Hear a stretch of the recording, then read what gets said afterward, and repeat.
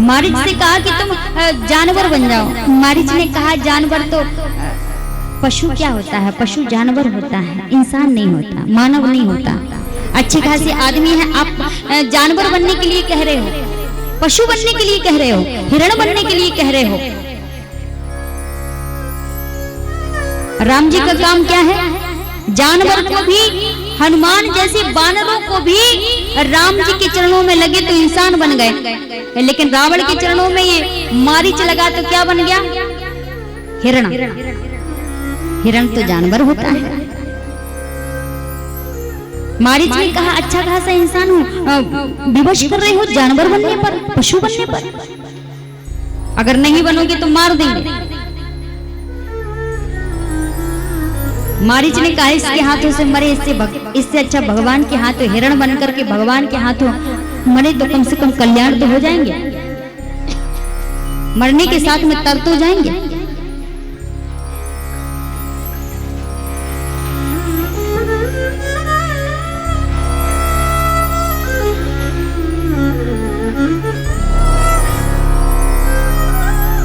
मरने के साथ साथ तर तो जाएंगे, इसलिए हिरण बन गए। रावण से पूछा क्यों हिरण बन जाए? बोले हरण करना है। राम की पत्नी जानकी का हरण करना है, इसलिए तुम हिरण बन जाओ। आज हिरण बन करके, सोने का मृग बन करके श्री किशोरी जी की जहां दृष्टि पड़ी वहीं पर हिरण बन करके विचरण करने लगा मारीच।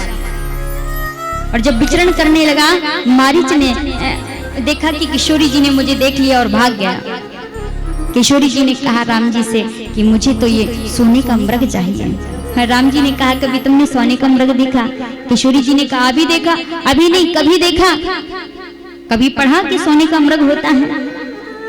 सोने का मृग सजीव नहीं होता, ये सजीव भी है और सोने का भी है, तो ये भ्रम है। किशोरी जी ने कहा नहीं, मुझे सोने का मृग चाहिए। संसार में बाल हट, राज हट, त्रिया हट, ये हटे प्रसिद्ध है। राम जी ने कहा क्यों हट करती हो? किशोरी जी ने कहा कि अगर नहीं देंगे तो महाराज मुझसे बात मत करना। राम जी ने कहा ऐसा मत कहो, तुम मेरे साथ जंगल में आई हो, मेरा कर्तव्य बनता है कि अपनी पत्नी की हर इच्छा की पूर्ति करूं। राम जी धनुष बाण लेकर के उस मृग के पीछे लग गए और जैसे ही बाण चलाया मृग का अंत किया। लक्ष्मण जी से कहा कि तुम जानकी की रक्षा करना, घनघोर जंगल है और किशोरी बड़ी सरल है, बड़ी सीधी है, इसलिए तुम जानकी की देखभाल करना। लक्ष्मण जी को छोड़ करके गए हैं, जहां मृग में बाण मारा, बाण लगते ही मृग ने धीरे से कहा राम, और हा लक्ष्मण जोर से चिल्लाया। जानकी मैया के कर्ण में आवाज पड़ी, लक्ष्मण पुकार रहे हैं, लगता है मेरे प्राणनाथ हैं, आज उनके प्राण संकट में हैं। लक्ष्मण से कहा कि जाओ तुम्हारे भैया संकट में हैं। लक्ष्मण जी ने कहा हो ही नहीं सकता, एक स्वर्ण का मृग मेरे राम के, मेरे भैया के प्राण संकट में डाल सकता है? इतनी संसार में सामर्थ्य नहीं है जो मेरे भैया को कोई कष्ट प्रदान कर सके। उन पर कोई कष्ट, जो संसार के कष्टों को हरण करते हैं, उन पर भी किसी का कष्ट हो सकता है। लक्ष्मण तुम मेरी बात नहीं मानते क्या? तुम्हें सुनाई नहीं पड़ता? लक्ष्मण जी ने कहा कि सुना तो मैंने भी है, पर ये सब भ्रम है। जानकी मैया ने कहा ये मेरा मन का भ्रम नहीं है, ये भ्रम नहीं है, ये सत्यता है। लक्ष्मण तुम जानकर भी अनजान बन रहे हो, अपनी भाई की आवाज सुनकर भी नजरअंदाज कर रहे हो, तो इसका मतलब ये है लक्ष्मण तुम्हारे मन में कुटिलता है, तुम्हारा मन छल से परिपूर्ण है, द्वेष भावना से भरा है। लक्ष्मण जी सुनकर के बोले मैया ये सब कैसी बातें कर रही हो? लक्ष्मण तुम अपने भाई की आवाज सुनकर के, भैया की, अपने भ्राता की आवाज सुनकर के भी नहीं जाते, तो तुम्हारा मन द्वेष से भरा हुआ है। लक्ष्मण तुम तुलसीदास जी क्या बोलते हैं? मरम बचन तब सीता बोला, बोली नहीं। मरम बचन तब सीता बोला।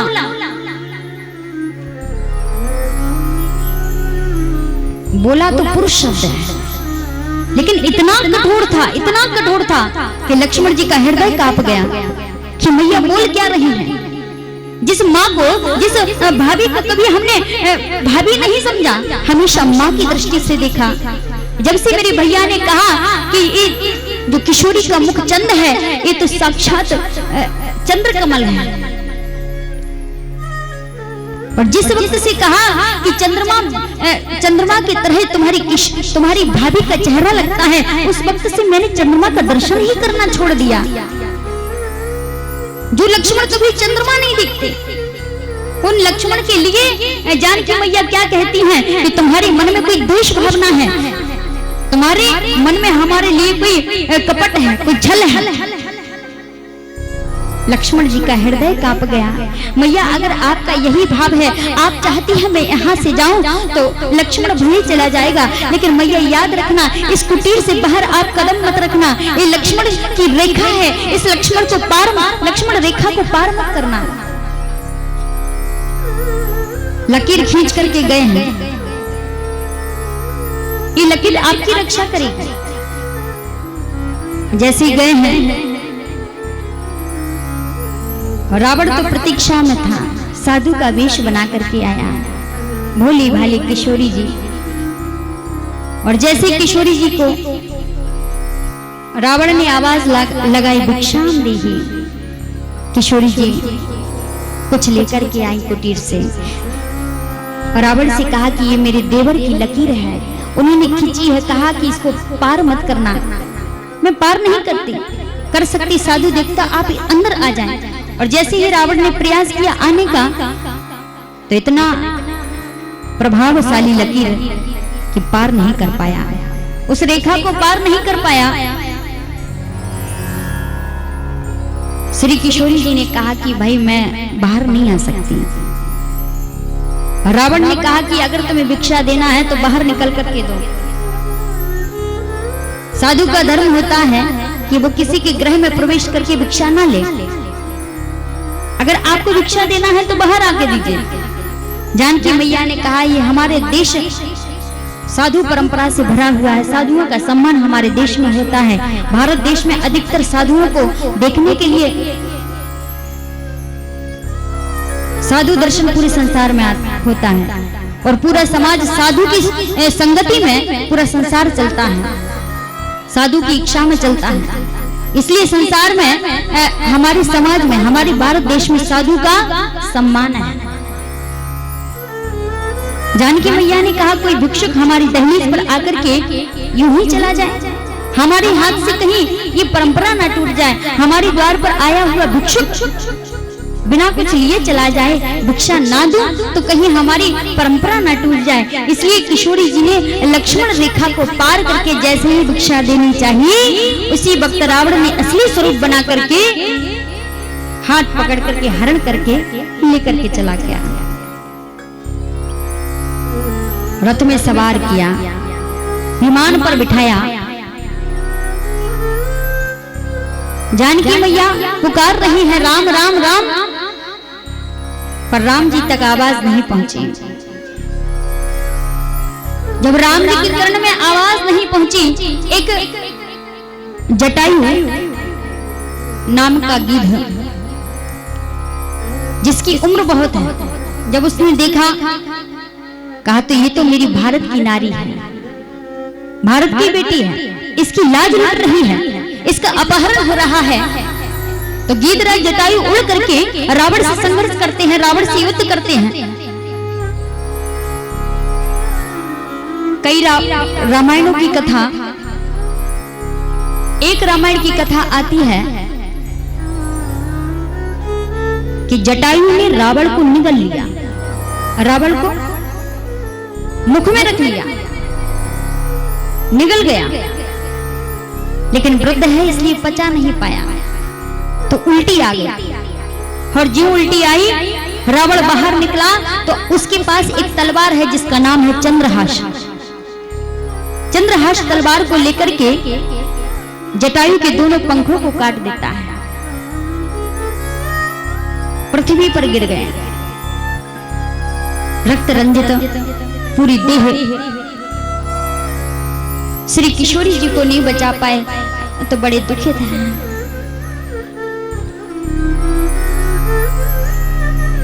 राम जी जैसी कुटीर पर आए, श्री जानकी जी का दर्शन नहीं किया। लक्ष्मण जी से कहा, मैंने कहा था कि जानकी की देखभाल करना, पर लक्ष्मण जी ने कहा कि मैं कहाँ जाऊं, अगर मैं यहाँ रहता तो मेरी मैया ने ऐसे शब्द कह दिए कि बरबस आपके पास मुझे आना पड़ा, मैं आपके पास आया तो यहाँ पर भाभी नहीं है, अब मैं किसकी बात मानूं। राम जी ने कहा कोई बात नहीं, ये तो विधना के लेख हैं। लेकिन जैसे ही खोजते खोजते जंगल में भ्रमण किया, देखा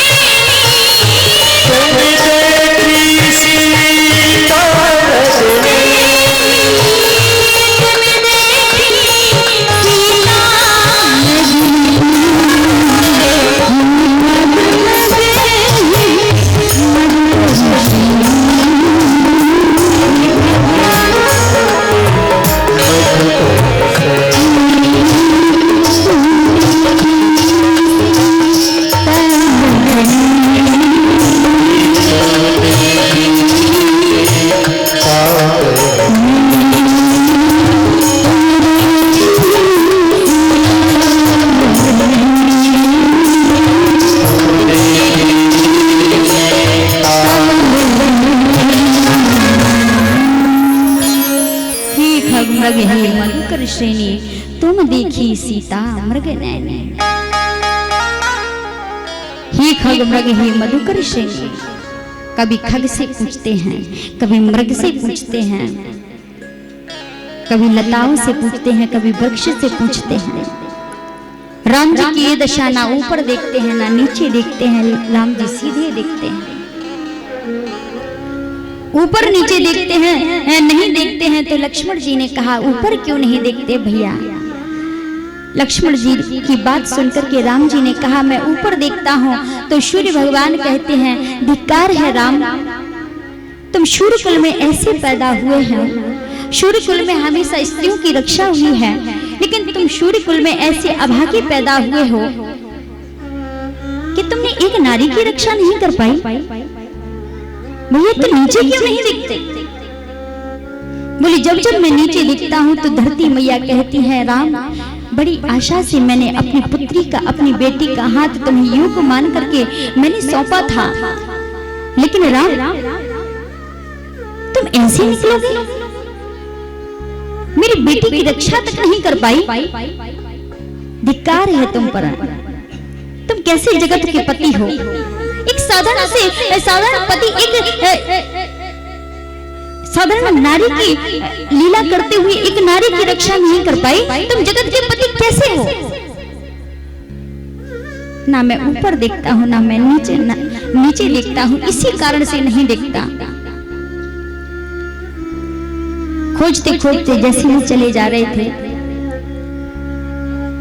ओ लता दीवता, ओ लता दीवता मुझको दी तू बता,